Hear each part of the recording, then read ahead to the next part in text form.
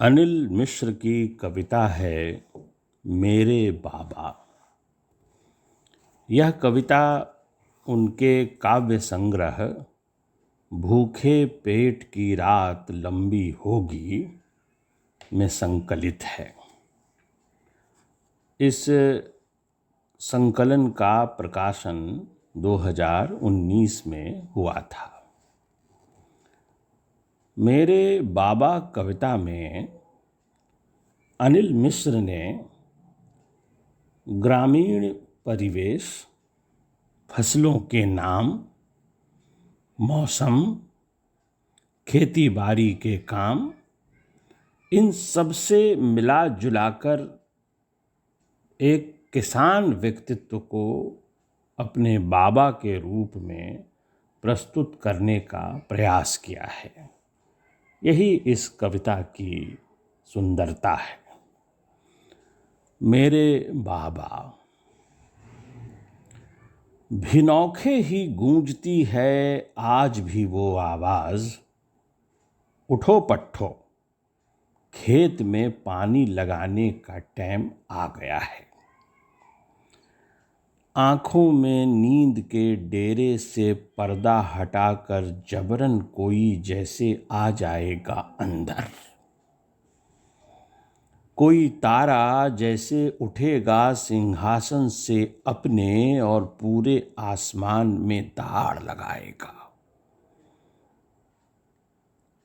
गांव की सिंवार ने किसी अदम्य इच्छावश धरा था मनुष्य का शरीर।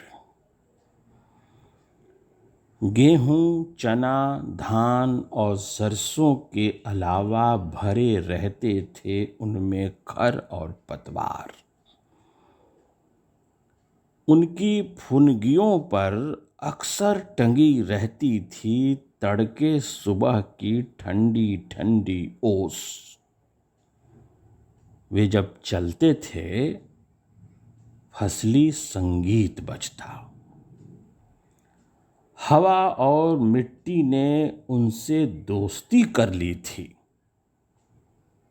उनके मौन में एक शेर की दहाड़ थी। पत्थर की तरह काट काट कर दिया था उन्होंने 4 हाथ के जिस्म को एक किले की शक्ल। उल्काएं गिरकर राख हो जाती थीं उन पर। वे मुसीबतों के आदी हो चुके थे और ऐसा लगता है कि मुसीबतें भी उनके बिना नहीं रह पाती थीं। दादी चिल्लाती रहतीं और वे बढ़ी हुई सई नदी तैर कर पार निकल जाते और फिर तुरंत ही वापस। आज़ादी की लड़ाई में कोई योगदान हो उनका, ऐसा लोग नहीं बताते। एक साधारण किसान की जिंदगी में फिल्मों के नायकत्व ढूंढने वाले निराश होंगे। हाँ, एक किस्सा अवश्य है कि एक बार 10 लोगों को अपनी लाठी से एक साथ कर दिया था परास्त। उन्हें काट कर मिट्टी के नीचे दबा देने वाले जीवन भर सक्रिय रहे। इस मामले में थे वे मेड़ों पर उग आने वाली जिद्दी मोथा घास, हरी तो हरी। वे प्यार और लड़ाई दोनों थोड़ी ज्यादा शिद्दत से करते थे और फिर चैन से बैठ जाते थे गुट्टी खेलने। उनके दुश्मन और प्रेमी तब क्या करते रहे होंगे, कल्पना करना मुश्किल है। उनका हाजमा ऐसा था कि पत्थर भी गल जाए, लेकिन कोई रहस्य उनके पेट में कभी नहीं पचा। प्रायः यह चर्चा होती थी कि बाबा ने फलां को डांट दिया है, लेकिन पीछे ही पीछे उसके पास पहुंचा था फरमान कि बाबा दुखी हैं और तुम्हें बुलाया है। एक अचरज था